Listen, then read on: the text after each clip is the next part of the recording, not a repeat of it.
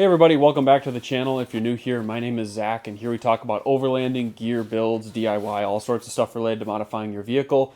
I was able to get some of my lights back in here. I feel like the lighting in the last couple of videos was a little bit weird. Anyways, what I want to talk to you about is when I bought my diesel heater, Jake, my buddy, Wilderness Off-Road, he basically gave me a bunch of tips on like all these other things you needed to buy. And when I went and watched a couple other videos, some people talk about it, some people don't. And so I was just going to show you everything that I've bought to use with my diesel heater. And yeah, so that's kind of what we're going to talk about in this video. I may show using it, I may not, we'll kind of see. But first we got to get it set up, and a lot of people will burn it for like 12 hours or something just to kind of cook off the fumes and the different preservatives, and so that's what I'm wanting to work on here. So a couple of different things. This is the diesel heater I bought. It's like the orange Vevor you see in every thumbnail on YouTube right now. I didn't pick it for any particular reason, just seemed like a decent option. Maybe there's other, Asian-made diesel heaters that are better than this one. So yeah, feel free to drop down below if you think there's like a different model that's better than this one. I'm not tied to any of these in particular. I bought all these parts myself because I just didn't know which one to actually go with. And a lot of them are sponsored. So I figured, I'll buy it myself, then that way I can talk about it and some of you out there can, critique it or let me know, and instead of it just being a sponsored product sort of thing. So that being said though, a lot of the stuff I'm going to be doing to get this all working and ready to go, I'll be using my Harbor Freight tools. And so this video is not like officially brought to you by Harbor Freight, but they basically have enabled me to make all of the DIY content that I do. So I've got lots of different parts and tools and things from them, especially their Hercules line. Like their Hercules line is the backbone of my DIY work. And I've been using them for about 2 years now, and they're just awesome. I absolutely love the tools. So go give Harbor Freight some love and try out their Hercules line. It really is quite nice. And I like the navy colorway. I think that's cool too. But I'll show you some of the tools they sent me. I needed a couple of refreshers because I do a lot of the stuff on my truck, basically everything for installs. You've probably seen their tools flashed here and there. But I also use all these tools to do like housework and stuff like that. So yeah, I do a lot of DIY stuff around the house too, because until I've got the money to be able to hire people to do it, I've got to learn how to do it. So I've used all this sorts of stuff to do a lot of different remodeling projects, and I'll just kind of show you here. I shot a message to them and I'm like, hey, this tool I have is just packed with sheetrock dust and the rubber's peeling off of it, and I just use the heck out of this thing. And so I was like, could I get a second one? Because I just love them so much. And here we go. So I stand behind what I'm talking about here. If I didn't like these tools, obviously they wouldn't be worn because I wouldn't use them much. But yeah, they're seriously awesome. Grew up using DeWalt stuff, and these have been just as good or better. And so yeah, consider it. Plus for the price point, it's pretty slick. But I want to show you some things that I got that aren't, just tool related, that I think are kind of slick little Overland things as well. So I guess maybe that's a good segue to talk about that now. Little thing, this one right here, heat gun. I'm actually kind of stoked to try this out. I'm hoping it's powerful enough, but basically I just wanted to have something to do little electrical connections when I'm working on the truck. So if there's something that's out in the driveway and I want to make a connection, I don't need to drag an extension cord out there. And you'll realize this once you start buying certain tools and you get a bunch of these batteries, the more you just kind of want every other tool, because the barrier to entry is a little bit lower since you can buy the tool without the battery. So that's something I've started to really notice too, is like there's all these other little tools that they have, and since I've got the batteries, it's pretty slick. So you can kind of see here in the background, it's sort of getting flashed. This is not what I'm talking about today, but it's their portable bandsaw. Also runs on these batteries, and they sell this cool basically bracket that you can mount it in, so you can use it sort of like a chop saw. So I'm pretty stoked about that. I've got a project that I've been scheming to do for a while. That's why I've got my welder. That's why I get this. I'm trying to gear up to it. So life's been a little busy, and I just don't want to start working on it because I want to start and actually finish it. So I've been slowly prepping everything I'm going to need to be able to do this project effectively. Thing I also really like, I've got this little Hercules vacuum that they just sent me. I use my shop vac constantly, but it's massive and it's kind of annoying to move around. And so I was like, oh, they sell a portable Hercules vacuum? Sick. So I got this. It runs on wall power, or you can use a battery. So I was pretty excited about that. Another thing I got, which this seems like it would be gimmicky, but I promise it's not going to be, is this portable fan. So I got this fan because I've realized, anytime I'm doing work around the house or you're in the backyard working on something, if it's smoking hot out, this is really nice. So not to mention, I'm sure I could like bring this and use it in my truck when I'm camping, set it up in my tent in the summer, something like that. It never hurts to have a fan. I like sleeping with a fan, so we'll see. I have a feeling this thing's going to be pretty powerful, so it's probably not a sleeping fan, but yeah, pretty stoked to have this. I really think it's going to be useful. And last but not least is this cute little leaf blower. I have one of these. I've had it for the longest time, and they are so handy for just little things you want to blow off. But what I've come to realize is they're amazing for campfires. So, the classic billows you see maybe on your grandparents' fireplace or something like that. This can basically substitute, and you don't have to do any physical labor. Like, it's pretty awesome. So, uses a battery, and it's got like 3 different settings too. Oh, geez. So you can set it on like, I'll show you the speeds here. Wow, I just kicked down so much dust. Okay. See if you can see that okay. So there's like 3 settings on the top there, low, medium, and high. And you can also do like partial trigger and barely get any air blowing. So what I was like, hey, Harbor Freight, I love this thing. It's pretty cheap. Can I have a second one just to like throw in my truck, and I'm gonna use it for all my campfires? And they're like, yeah, that's a great idea. So sent me a second one. Super stoked about that. And I've been using these fire starters for like the longest time. I did a little shout out in a video that didn't really take off, so maybe you haven't even heard of this company, but they sell these little pink fire starters that honestly smell so dang good it makes you want to eat them, but don't eat them because they're wax and paper. But they burn for a couple minutes. But the thing I've realized is like you can start a couple of these and then use the leaf blower, and you're like cooking in no time. So I know a lot of guys will bring like a torch and stuff like that, but this works just as good, I've found. Okay, well, that's kind of enough show and tell of just some new tools and parts. Wanted to give them a quick shout out, but let's jump into actually looking at this diesel heater. I'm gonna get to the top-down camera, and we're gonna pull a bunch of stuff apart. Apparently people too also like tighten all the connections on these, because sometimes they come loose, which just blows my mind. But we're gonna quick take it apart, make sure everything looks okay, and then we'll get some diesel in it and fire it up, see how it goes. Okay, so here is the diesel heater. I'm gonna take the cover off, which you just snap off these little buckles on both sides. And then this top will lift off. Gotta take off the gas cap, I guess. Pop that off. Set that aside.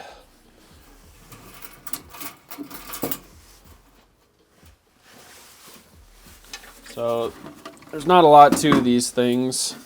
They've got this little wire along the side here that runs back, and this seems to be this yellow and blue switch, and it connects to this little screen. And then I've seen people sound deaden this a lot. This primarily down here is the actual heater itself. We've got a tank up here, and then we've got a little fuel pump here in the back. So I've seen people, they just like hop on these little flathead connections, make sure they're tight, which these two both are. There's this little retainer nut in there that looks to be a half. That's tight. So I think what people do also is when they fire them up for the first time, they'll just leave the cover off, make sure nothing's leaking. Up here, this is a little just retainer clips. I don't think that needs to be adjusted at all. And then this wire coming out the back here is like the power cable. Sorry. This wire, maybe you didn't see that. This right here is that fuel pump, and this is like a little retainer clip. It's kind of wild actually how much isn't really going on. But so we'll fill this up with diesel in a little bit, but last thing is this cable coming out the back. It's a 12 volt, 15 amp cable it looks like, so they've got a little fuse and stuff here. I'm going to splice into this and put a 12 volt plug for like your car on it. So some people, I think, mount these like a hard mount in their van or their truck or camper or stuff like that. So what I'm gonna do is this also up here, this metal piece right here, it's just like raw metal. So I want to put a little grommet in there, so we're gonna do that. But overall, I think we're pretty much good to go here. There's an inlet pipe on the back here, and then there's gonna be an outlet right up front here. And I'll show the screen once I power it on and everything, but just wanted to make sure everything looked okay before we put gas in it and start it up. I wish this stuff was like better solidified. Like there's no strap in here to even hold that tank. The bottom has 2 bolts to bolt this lower piece on, so and then we got to hook on the 2 exhaust pipe connections at the bottom. I don't know if they're both exhausts or what, but we'll check that out here in a second. I just want to take this apart and make sure that all the connections looked okay. So I thought I had a grommet that would work with this. So what I might do is I'm gonna clip this so that I can make a better connection. So let's do this. It's kind of hard to film. Maybe I can go like this here. Okay, our massive connection. There. Okay, so let's just slide a couple of pieces of heat shrink up over the top of this. So actually, can you see that little zip tie on the inside there? I'm gonna clip that.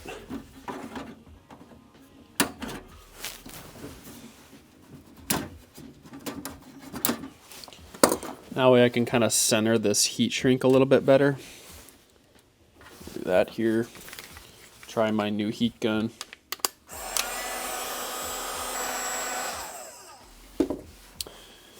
Alright, got one piece on. Let's put another piece right over the top. Gotta step up the size and heat shrink.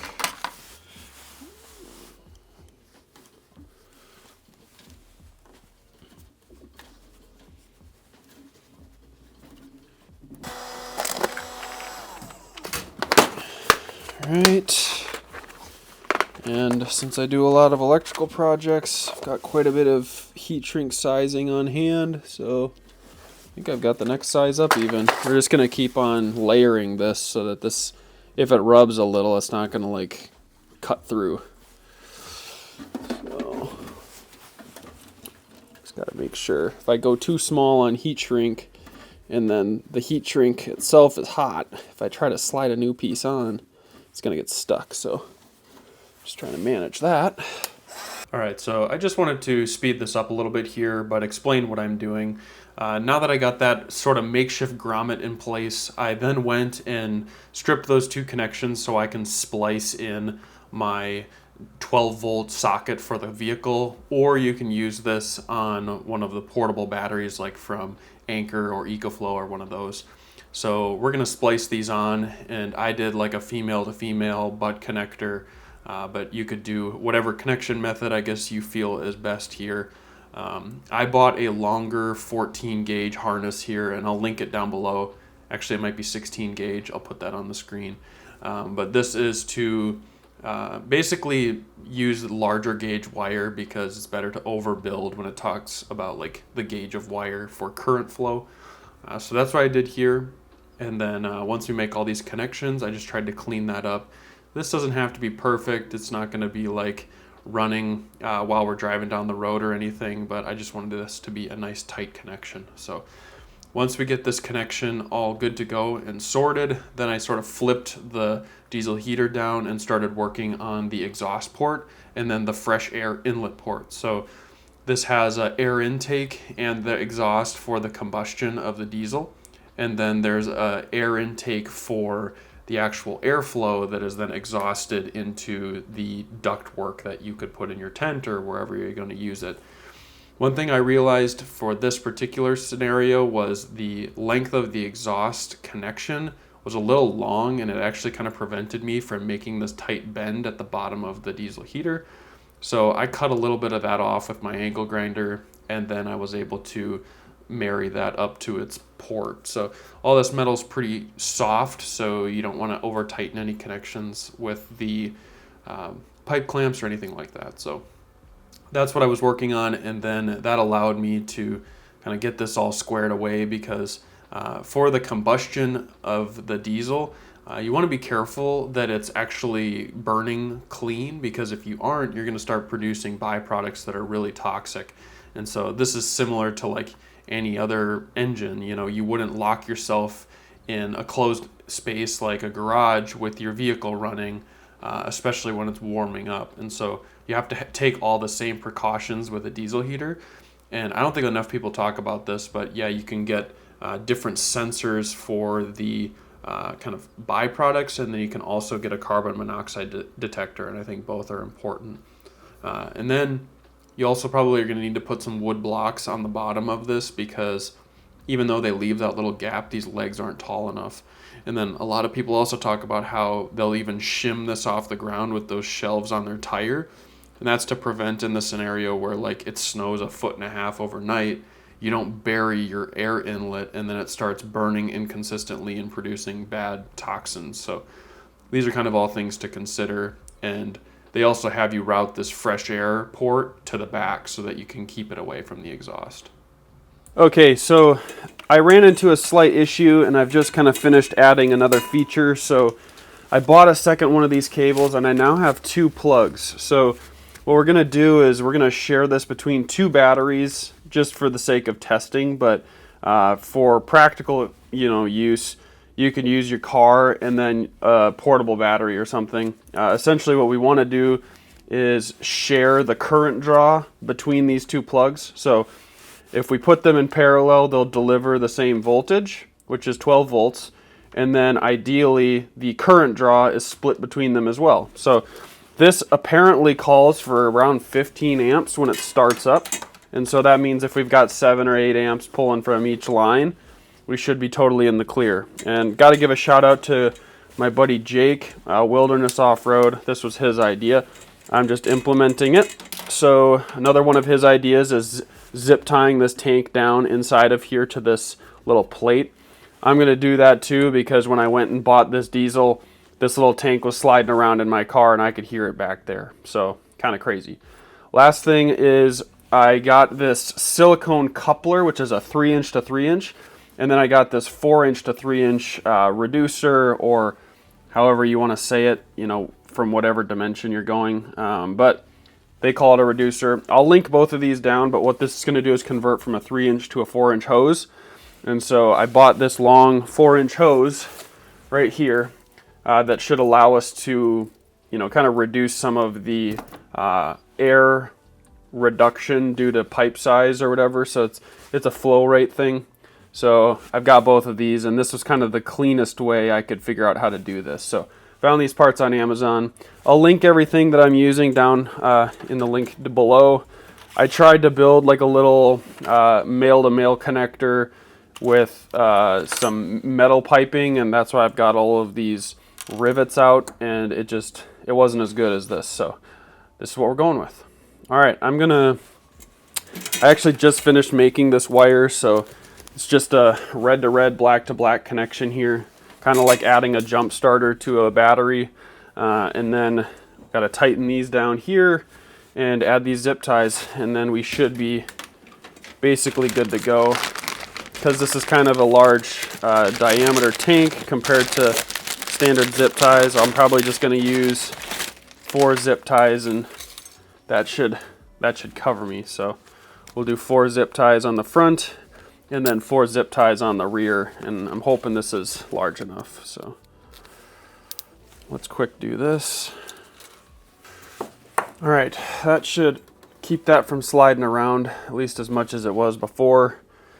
Got to tighten down those clamps, and then we're gonna just run this thing outside and let it cook off all of the different chemicals that are coated on the inside of this thing. So what we're gonna do here is we'll set up both of these diesel heaters, and let's see here, I can plug this in, and I turn on the DC. This one is 100%. It's gonna fire up here in a second. My plan is to run both of these so you can disperse that power. But one battery will run this once it's all, there's like a startup mode. So you're supposed to just turn it on and leave it. You know, you don't want to mess around with it. So turn it on and leave it. Turn this on here.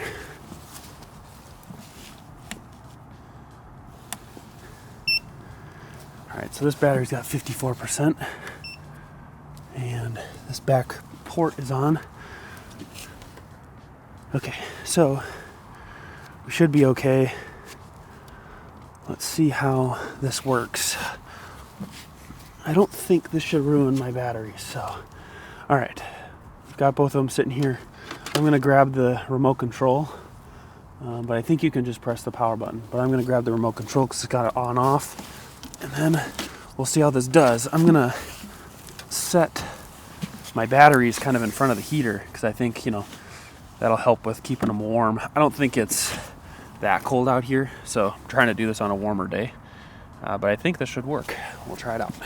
All right, so let's click the on button. Here's the remote. So we're gonna just click the on button. The screen is already on. It's showing like a clock. So we'll click on. It says start heating, and it's gonna turn on. So I'm gonna watch the power now on these batteries.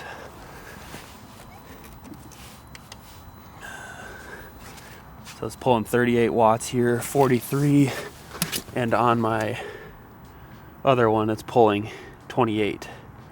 So yeah, it's kind of like doing some sort of a dispersed power here. So we're at 65 on my Anchor, 69, and then this is like flickering between showing 60 and 0. So not sure why it's doing that on this battery, but we'll see what happens. Oh shoot. I just accidentally turned off the DC port here, but since they're both plugged in, didn't do anything. So, okay. So this is pulling 98 watts, 100 watts. Weird.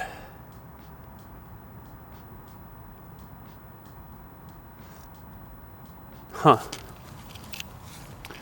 I don't know why it's like bouncing between them, but we'll see if this works. Hopefully it does.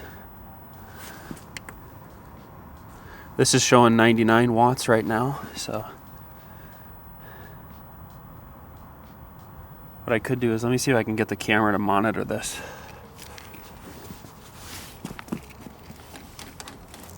Alright, that's a good sign. Got the clicking.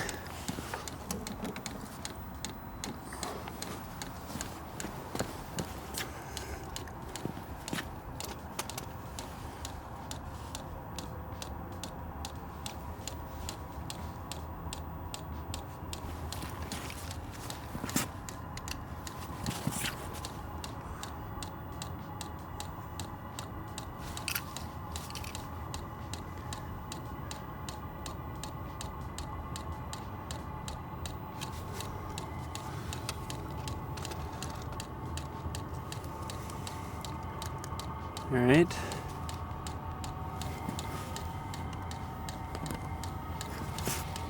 $107 watts.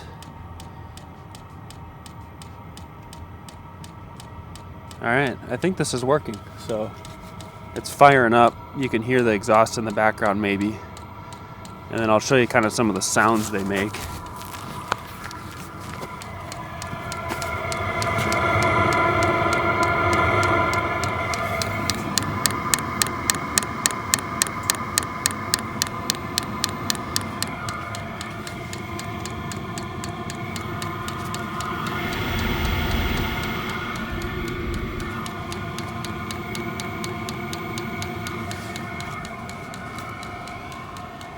All right, it's really ramping up now. Let's do another wattage check here. 31 watts now. 29 watts. The other battery says none, so great. And as far as I understand, like, these pull very little wattage once they're up and running. It's just that starting. So I've got a full tank of diesel. I think we're just gonna let this thing burn out here for a while. And it ticked up a little bit. Now it's pulling 45 or 48 watts. So I kind of want it on high just to get it really hot and burn off some of the fumes and other materials on there. All night long I ran my Vivor diesel heater to about level 2. I think I could have done level 3. I was in sweatpants and a 32-degree bag, and it worked great. Stayed really warm, but it didn't get too cold last night, so I think that's kind of a nice balance, starting to try and figure out which settings are best for, you know, colder or warmer weather, so you don't get too hot. But yeah, it's been running great. Just running it off a battery in my car, but honestly you could run it off of a dual battery, because when it's on this low of a level it's pulling like 10 watts, maybe 15 watts, so it's really flexible. And I was able to get this diesel jerry can, which is a plastic one, off of eBay, and so I was keeping my water there and then the diesel strapped in on my jerry can holder, but the water froze, so I tried to put that in my car and get it warming up. All right, well, that's going to be a wrap for this video. Thank you so much for watching. I've kind of shown you a little clip here of a snow camping or winter camping video that I've already shot and is actually going to go live next week, so stay tuned for that. This is kind of like a little teaser. Maybe I'll even post a video on Thursday. I don't know. I'm trying to catch up on content that I've been sitting on, and we'll see. So I've used the diesel heater for a couple of nights now, and I also tested it for about a week on my patio, kind of trying to work all the kinks out before I took it anywhere. A couple things. I'll link a video down below that kind of walks through how to use this particular controller. It's really frustrating because they switch the controllers all the time, and then there's different keystrokes for how to use them. Also, the manual for this is really useful, so there's a lot of things that talk about different combination keystrokes and things like that in the actual manual.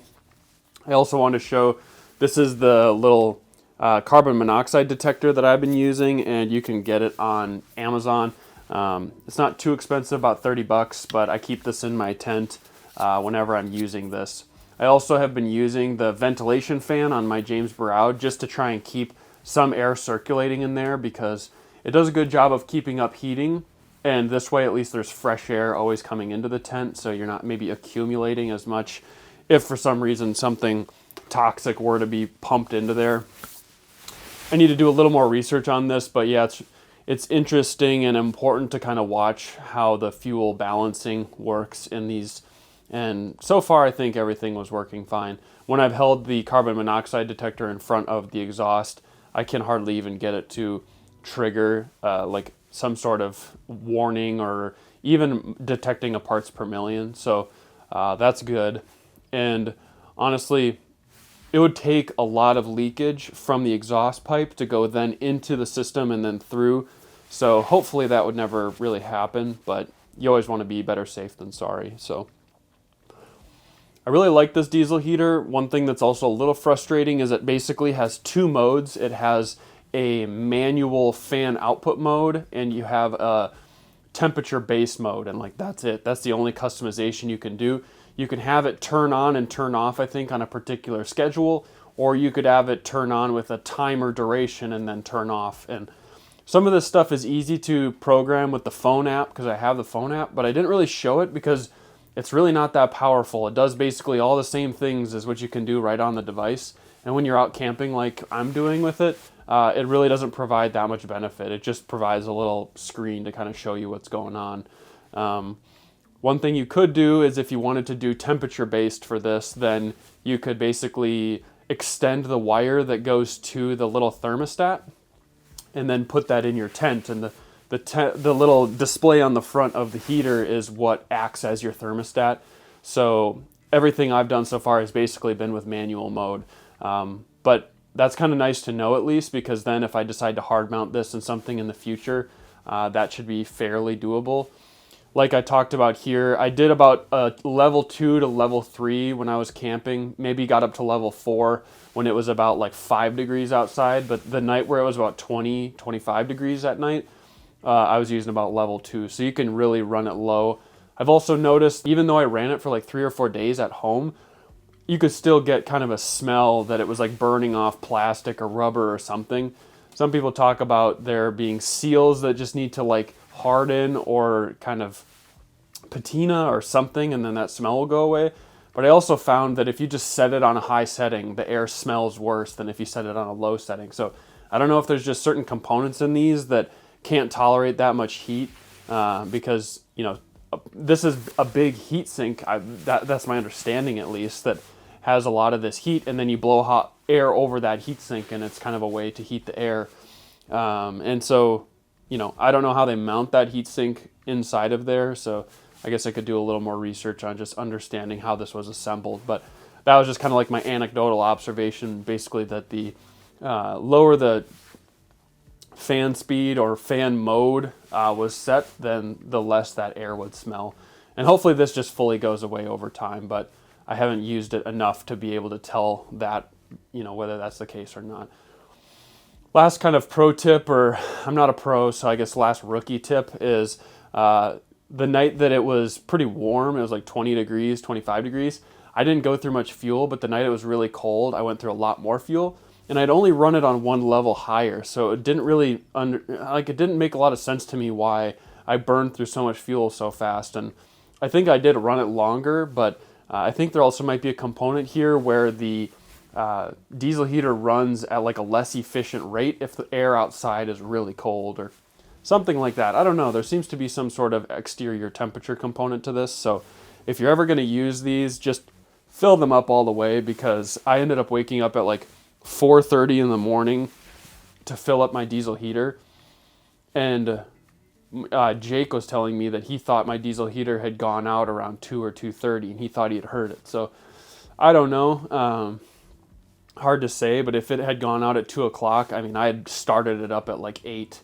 And it was running off of maybe a half a tank of gas or something. But the night before, where it was 20 degrees outside, I had slept, I think, from like midnight or 1 until 8 a.m. and ran it on half a tank of gas. So I don't know. Hard to say, but these are just kind of the inconsistencies I was noticing, or at least different things to watch out for. And it's really cold during the middle of the night, so, you know, try to prepare everything so that you don't have to adjust it in the middle of the night. But anyways, these are some things that I learned, and I just kind of wanted to share them. I'm by no means a professional with these diesel heaters. I'm still really learning how to use them, but as I was doing research to try and pick one, these were some of the things that I came across. And I also realized that, like, you have to buy all these accessories for them in addition to just buying the unit. So buying like a more expensive unit, is that really worth the money? Because you're gonna, you know, end up needing to just buy a bunch of extra accessories, and all of the diesel heater units themselves are about the same. Like, I don't really know, but I opted for a cheaper one just to kind of try it out and see how it would go. I also like the fact that this system kind of comes with a lot of little accessories and side pieces, and the case that it comes in is pretty easy to remove everything from. So if I want to hard mount this system somewhere in the future and not use this portable setup, I could easily do that. And so that's also something that was appealing to me here. There's so many people using these in like a camping setup. I don't know why Vevor or any of these companies haven't come out with a version that has a 4-inch hose, a 4-inch outlet, you know, all these sorts of things that everyone talks about needing to be beefed up. Or the fact that everyone puts wood blocks on the bottom. Why doesn't Vevor just make stands that are twice as tall as they are right now? It seems like there's a lot of room for improvement on these that are really not too hard to add. So hopefully there's revisions or improvements in the future that kind of fix these things, because they send a lot of accessories and equipment already with it. I've got tons of pipe clamps and all kinds of stuff for it. You know, they could easily send or sell a version that's a little more expensive that has all of this included, and then people don't have to think so hard about it. Same with the whole 12-volt conversion thing. But the problem is these draw too many amps, so really you can't use one of those 12-volt plugs correctly with these systems, and that's why I had to use 2 of them. So maybe there's a better way to go about that, but most people don't have 20 amp rated 12 volt sockets. They just have 10 amps. So you're just going to end up popping fuses in your vehicle. So it just kind of depends. One thing I thought was kind of cool here, and this is kind of the last thing I'll say because I'm talking a lot, is the FinFab Molly panels I have in the back. I have like this little Blue Seas panel. That is rated for 15 amps, and that was a pretty sweet spot where I could share the power here. So I could run a little bit off the vehicle and then also off of my portable battery. So, all right, well, hopefully that was helpful for you. This video got kind of long, but I just want to share my experience and not bog down a camping video talking about this stuff. But let me know if you've got any questions in the comments below. I'll try to answer them, but I'm also pretty new to these diesel heaters. But hopefully this video is helpful for you, especially if you're starting to shop these. You're trying to find some of the accessories you might need to buy. I tried to pick good components, but it's hard with some of this stuff to find things that are heat resistant. The coupler, I'm not sold, is really heat rated for what we're doing, but it seems to be okay. And the like female to female coupler says it's like rated for exhaust systems. So hopefully these are all correct. But one thing I did consider doing is swapping out my plastic connector for a metal connector, because I'm just trying to remove all these different components that are like plastic and not heat rated and really shouldn't be, you know, used in a heating system like this, because they're just going to melt and kick off like toxic chemicals. So these are all things I'm thinking through. I'm showing you the products that I've used, but they're definitely not probably the best products to pick. There might be better ones out there that you can choose, but at least maybe this helps you with keywords and different product searches, because sometimes even just finding those words to search around on the internet can be a little bit tricky. So, all right, well, that's it for this video. Thank you so much for watching, and I'll catch you all in the next video.